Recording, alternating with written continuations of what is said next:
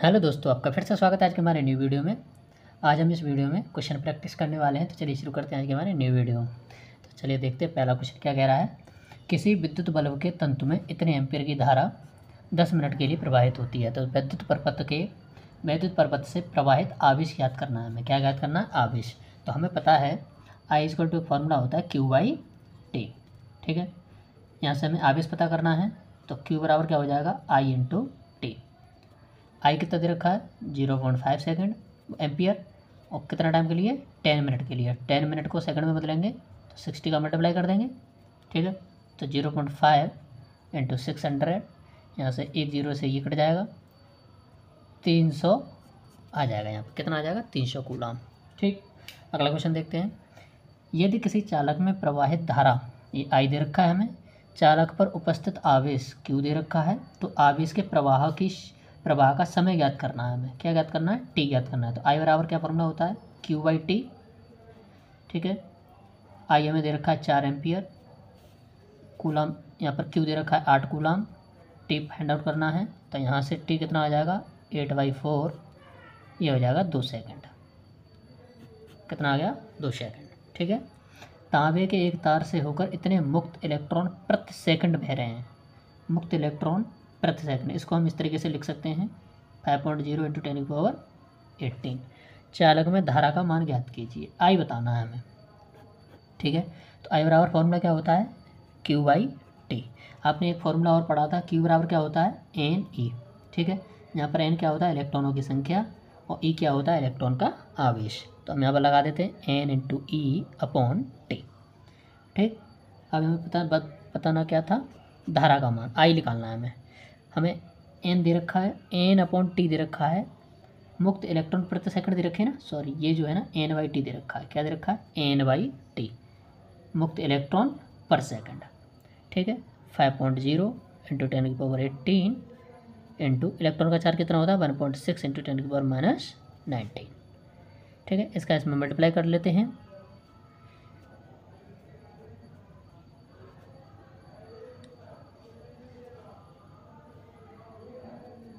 ये कितना हो जाएगा? 8.0 इंटू 10⁻⁻1 मतलब 0.8 एम्पियर आ जाएगा। कितना आ जाएगा? 0.8 एम्पियर। अगला क्वेश्चन देखते हैं। एक कूलम आवेश की रचना करने में इलेक्ट्रॉनों की संख्या का गणना कीजिए। तो Q बराबर क्या होता है हमारा? Ne। कितना कूलम आवेश दे रखा है? 1 कूलम आवेश, मतलब 1 कूलम ये दे रखा है। N हमें बताना है, ये कितना होता है? 1.6 इंटू 10⁻19। तो N बराबर क्या आ जाएगा? 1/1.6 इंटू 10⁻19। इसका इसमें डिवाइड करने के बाद में जो भी आएगा वो आपका फाइनल आंसर हो जाएगा। इतने इलेक्ट्रॉनों की संख्या आ जाएगी। अगला क्वेश्चन देखते हैं क्या कह रहा है। 12 वोल्ट विभवांतर के दो बिंदुओं के बीच, सपोज हमने मान लिए A और B दो हैं, 2 कूलम आवेश को, कितने कूलम का आवेश है? 2 कूलम का आवेश को ले जाने में किया गया कार्य कितना होगा?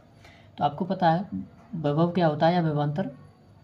एक अंक आवेश को एक बिंदु से दूसरे बिंदु तक ले जाने में किया गया कार्य क्या कहलाता है? विभवांतर कहलाता है। ठीक है, या इसको डेल्टा भी लिख सकते हैं हम।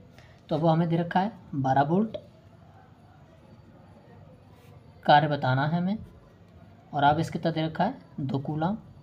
तो यहाँ से W कितना आ जाएगा? 12 इंटू 2 कितना हो जाएगा? 24 जूल। कार्य का मात्रा क्या होता है? जूल। अगला क्वेश्चन देखते हैं।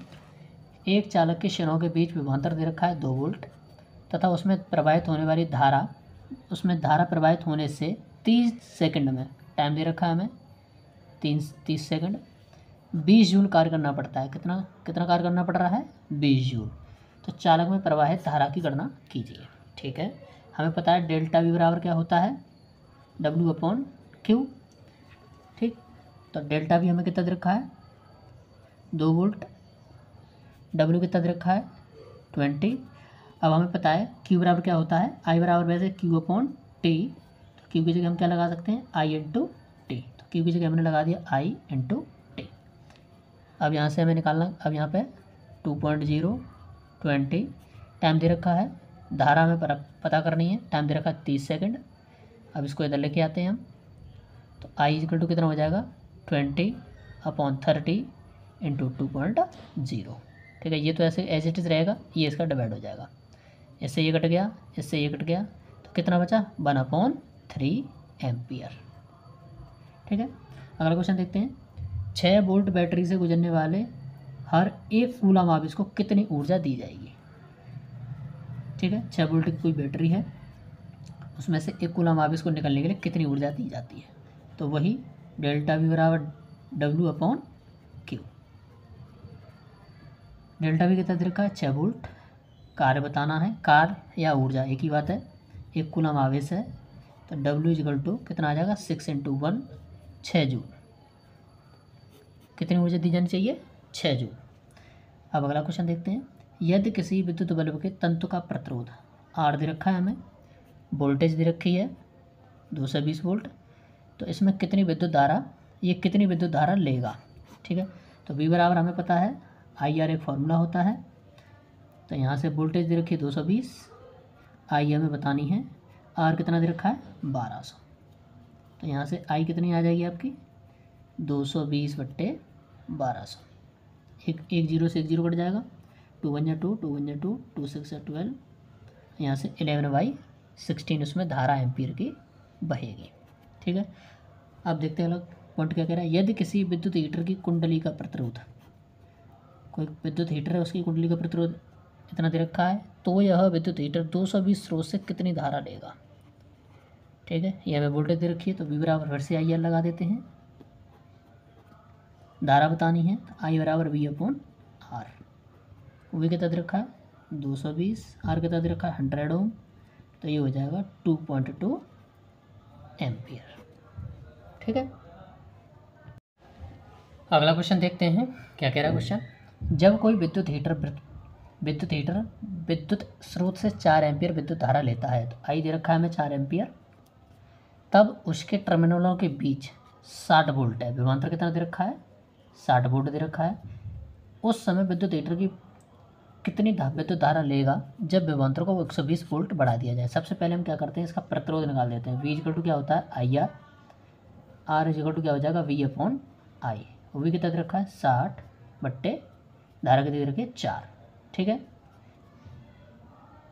ये आ जाएगा आपका 15 ओम, तो इसका प्रतिरोध कितना आया 15 ओम। अब क्या कह रहा है, उस समय विद्युत हीटर कितनी विद्युत धारा लेगा जब विभवांतर कितना कर दिया जाए। अब हमने विभवांतर चेंज कर दिया 120 वोल्ट, परंतु उसका प्रतिरोध कितना रहेगा जो हमने निकाला है, प्रतिरोध तो बदलेगा नहीं। ठीक है, हीटर का हमने प्रतिरोध निकाल लिया, इसका प्रतिरोध बदलेगा नहीं। अब हमें विभवांतर दे रखा है, धारा पूछिए, तो क्या लगा सकते हैं delta V = IR। Delta V 120 दे रखा है, धारा हमें निकालनी है और ये 15, तो I = 120/15। ठीक है, तो ये काट दो इसको, कितना आ जाएगा 8 एम्पियर आ जाएगा। ठीक है, अगला क्वेश्चन देखते हैं। किसी धातु के एक लंबे L दे रखा है 1 मीटर तार का 20 डिग्री सेल्सियस पर विद्युत प्रतिरोध कितना दे रखा है 6 ओम दे रखा है। यदि तार का व्यास 0.3 mm हो, तार का व्यास दे रखा है 0.3 mm, मतलब डायमीटर दे रखा है 0.3। अब mm को मीटर में कन्वर्ट करेंगे तो 10⁻³ का मल्टीप्लाई कर देंगे। ठीक है, और ये क्या है व्यास, अगर इसका आपको त्रिज्या निकालनी है तो 2 का डिवाइड करना पड़ेगा इंटू 10⁻³ ठीक है, इस ताप पर धातु की विद्युत प्रतिरोधकता ज्ञात कीजिए, रो बताना है। तो आपको एक फॉर्मूला पता है R = ρ × L/A, तो रो निकालेंगे तो क्या करेंगे R × A/L। अब थोड़ा सा तार को समझ लेते हैं। ये हमारा एक तार है, ठीक है, ये तार था। अब तार की लंबाई L थी और इसका व्यास या त्रिज्या दे रखी है हमें R, तो इसका क्षेत्रफल जो आएगा वो आता है πr², क्योंकि इसका जो क्रॉस सेक्शन एरिया जो होता है वो वृत्त के समान होता है। किसके समान होता है वृत्त के समान, और वृत्त का क्षेत्रफल क्या होता है πr²। ठीक है, R दे रखा है 6 ओम, एरिया के लगाएंगे हम πr² अपॉन L, तो 6 × पाई आप रखना चाहो तो 22/7 रख सकते हो। R कितना दे रखा है 0.3/2 × 10⁻³ का होल स्क्वायर अपॉन L कितना दे रखा है 1 मीटर। आप इसको कैलकुलेट करेंगे और जो भी आंसर आएगा वो आपका फाइनल आंसर हो जाएगा।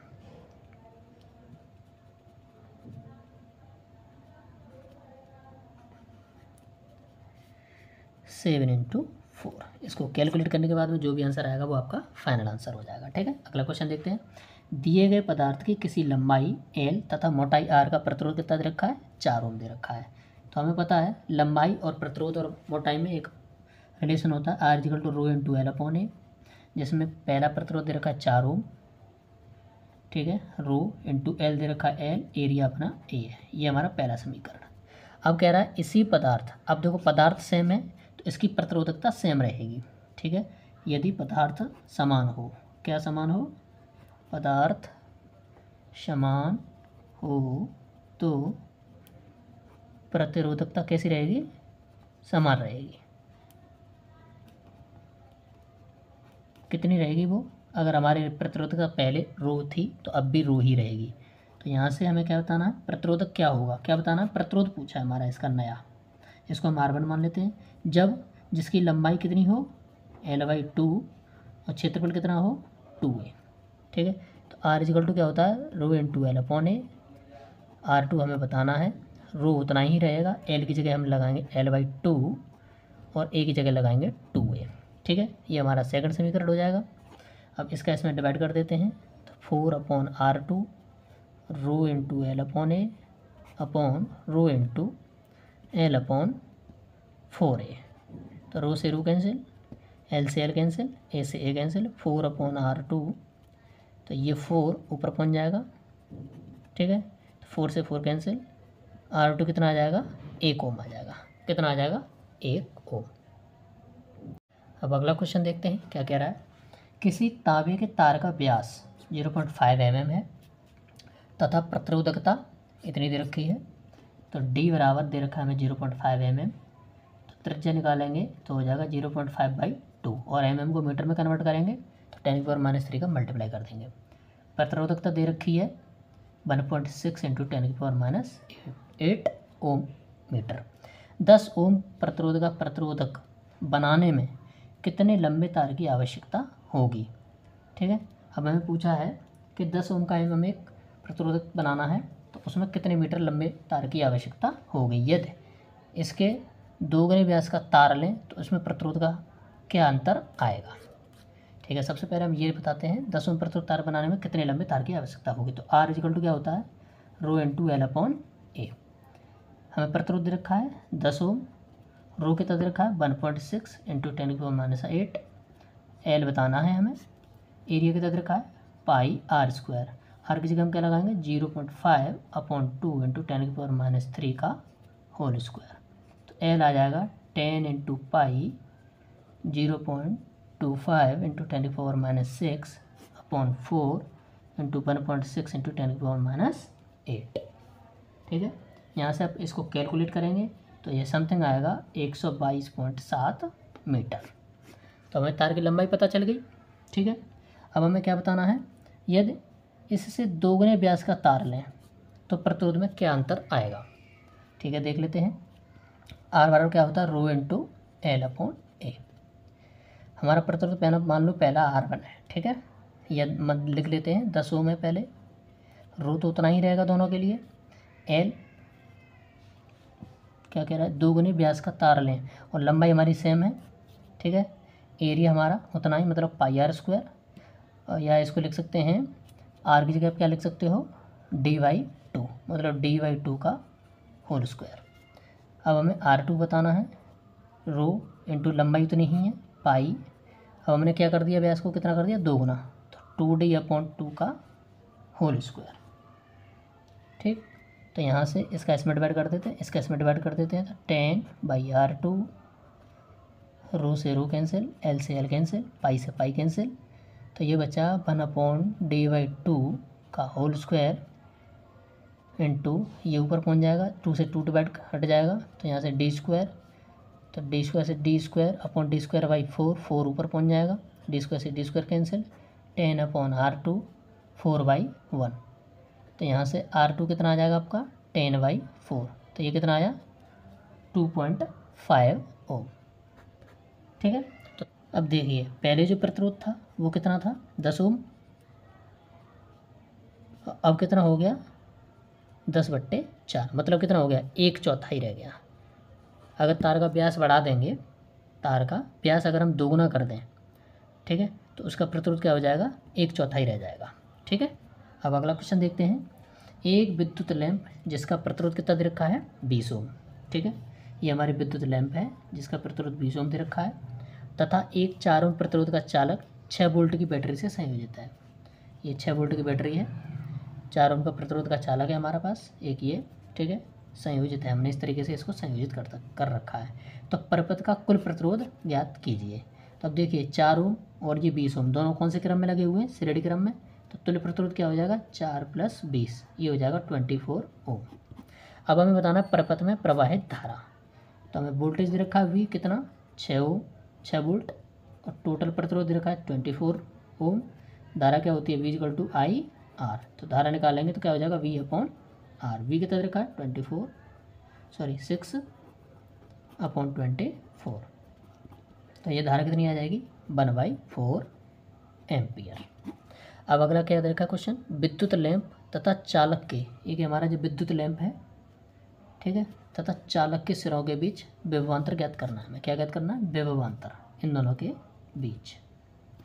ठीक है, देख लेते हैं इसको। अब देखो हमें पता है इसमें चालक में धारा कितनी बह रही है, 1/4। ठीक है, तो V = IR, इन दोनों के बीच में विभवांतर बताना है कितना आएगा। ठीक है, तो V हमें दे रखा है कितना, वो हमें निकालना है। हमें V' कर देते हैं इसको, I 1/4, दोनों का प्रतिरोध कितना आ रहा है, 24।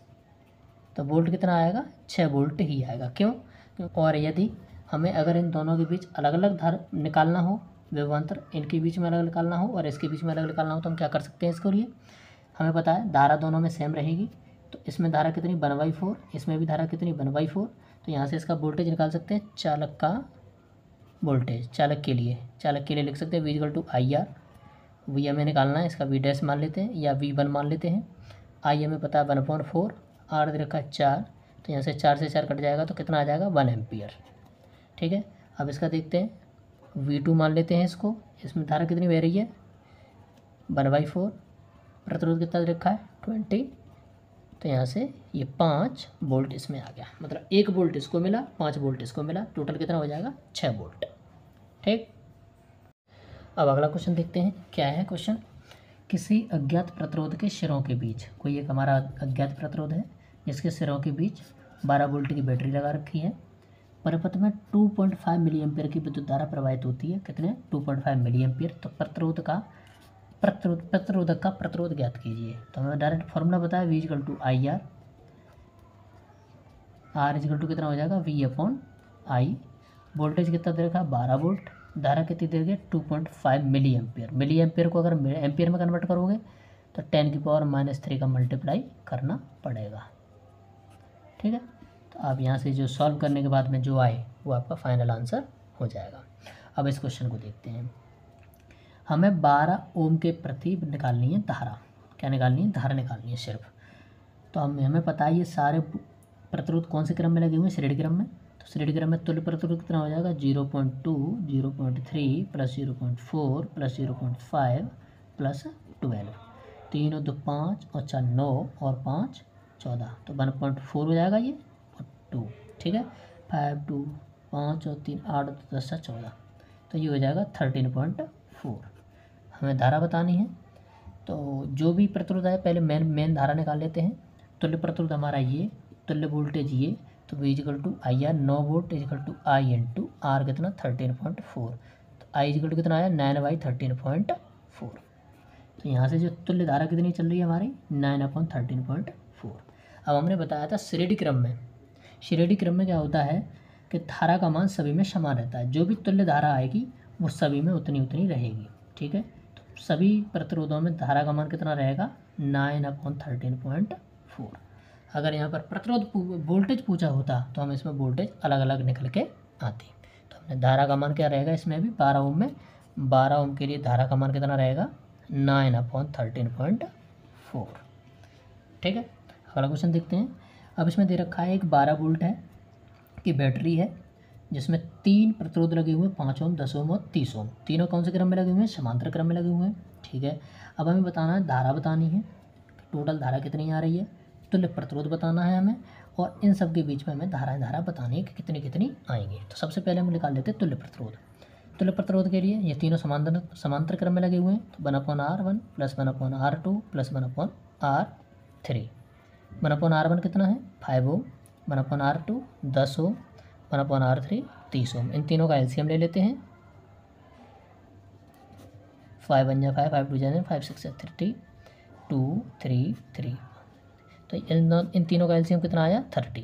तो यहाँ से इसको सॉल्व करते हैं तो ये कितना हो जाएगा 1/30 मतलब 1/3। तो 1/R आया 1/3, तो R = आ गया 3 ओम। इन तीनों का तुल्य प्रतिरोध कितना आया 3 ओम। ठीक है, तो V = तुल्य धारा और निकाल देते हैं। V = IR, V हमें पता है 12 वोल्ट। सबसे पहला काम क्या करोगे आप, तुल्य चीज़ें निकाल लो, तुल्य प्रतिरोध निकाल लो, तुल्य धारा निकाल लो, और तुल्य वोल्टेज है तो और अच्छी बात है। तो तुल्य वोल्टेज हमारा ये हो गया 12 वोल्ट, धारा में बतानी तुल्य 3 ओम ये हो गया। तो I = कितने आई 4 एम्पीयर की धारा आई।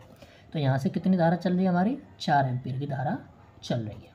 ठीक है, अब देखते हैं 4 एम्पीयर की धारा चल रही है, इन तीनों का तुल्य प्रतिरोध कितना निकल के आया था हमारा। अब देखो यहाँ पर कोई भी प्रतिरोध नहीं लगा है इन तीनों बीचों में। ठीक है, तो जो वोल्टेज यहाँ पर है वही वोल्टेज यहाँ पर भी होगी। कितनी आएगी वो 12 वोल्टेज। इन तीनों के प्रति 12 वोल्टेज आएगी, और तीनों में 12 वोल्टेज ही रहेगी। क्यों? क्योंकि समानांतर क्रम है, समानांतर क्रम में वोल्टेज कैसी रहती है, समान रहती है। बस शर्त यही है कि यहाँ पर कोई प्रतिरोध नहीं जुड़ा होना चाहिए, मतलब इस सर्किट के बीच में कोई प्रतिरोध नहीं होना चाहिए इसमें। ठीक है, यहाँ से जो भी वोल्टेज चले डायरेक्ट इनको मिले, डायरेक्ट इनको मिले। अगर यहाँ पर कोई प्रतिरोध लग जाता है तो 12 वोल्ट नहीं होगी, वो अलग अलग आएगी। ठीक है, अब हम देखते हैं। अब हमें पता चल गया यहाँ से कि इसमें भी 12 वोल्ट है, इसमें भी 12 वोल्ट, इसमें भी 12 वोल्ट। तो यहाँ से हम निकाल सकते हैं 5 ओम के लिए निकालेंगे तो V = IR, 12 वोल्ट दे रखा है, I हमें निकालना है, R कितना 5, तो धारा कितनी आई 12/5। ऐसे ही अगर आप 10 ओम के लिए निकालना चाहते हो तो V = IR, V कितना दे रखा है 12 वोल्ट, I हमें बताना है और ये 10 दे रखा है, तो I = आएगा 1/2। ऐसे 30 ओम के प्रति निकालना है, धारा कितनी आएगी, तो V = IR, V कितना 12 वोल्ट, I × 30, तो I कितना आया 12/30, कितना आ जाएगा 2/5 एम्पियर। ठीक है, अब अगला क्वेश्चन देखते हैं।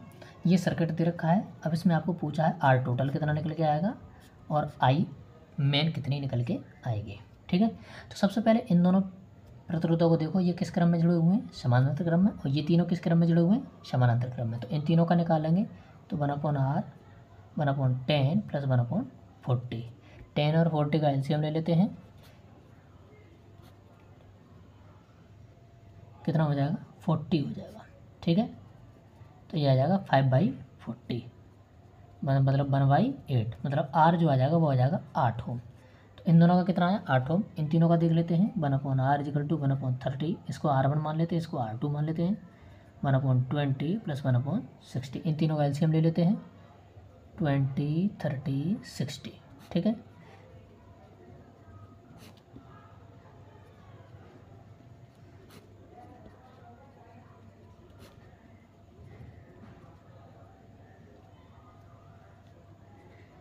कितना आया एलसीएम हमारा 60 आ गया यहाँ से। ठीक है, इसको सॉल्व करते हैं, 6/60 मतलब 1/10। तो R2 जो निकल के आया वो कितना आया 10 ओम। ठीक है, इसका सर्किट बना के देख लेते हैं। 12 वोल्ट का ये लगा हुआ था, इन दोनों का आया था हमारा कितना 8 ओम, और इन तीनों का आया था कितना 10 ओम। अब देखो ये दोनों किस क्रम में आ गए, श्रेणी क्रम में आ गए, तो इन दोनों का निकाल देते हैं। श्रेणी क्रम में क्या आ जाएगा, इसको तीसरा लिख देते हैं, 8 + 10 कितना हो जाएगा 18। तो यहाँ से इसका जो सर्किट बना देंगे हम, किस तरीके से बनाएंगे सर्किट, 18 ओम कितने से जुड़ा हुआ है 12 वोल्ट से। तो यहाँ से धारा निकालेंगे, V = IR, B 12 दे रखा है, I × 18, 3 × 12 3 × 18, तो I = कितना 4/6, 2 2 2 2 4 2 3 6, 2/3 एम्पियर आपके करंट आ गई। ठीक है, अब इसको देखते हैं, इसमें बताना हमें तुल्य प्रतिरोध बताना है किस तरीके से आएगा, ठीक है। अब देखिए ये दोनों जो प्रतिरोध हैं वो किस क्रम में जुड़े हुए हैं, श्रेणी क्रम में। तो इसको निकालते हैं, पहले इसको सॉल्व करते हैं इस तरीके से। 3 ओम, 3 ओम, 3 ओम। अब इन दोनों को श्रेणी क्रम में जोड़ेंगे तो क्या आएगा, 3 + 3 कितना हो जाएगा, 6। ये 6 ओम हो गया, ठीक है। अब ये दोनों कौन से क्रम में आ गए, समानांतर क्रम में। तो इन दोनों का जब निकालेंगे तो 1/r = 1/3 + 1/6, ये LCM 6 हो जाएगा। 3 × 2 = 6, 1, 3/6 मतलब 1/2।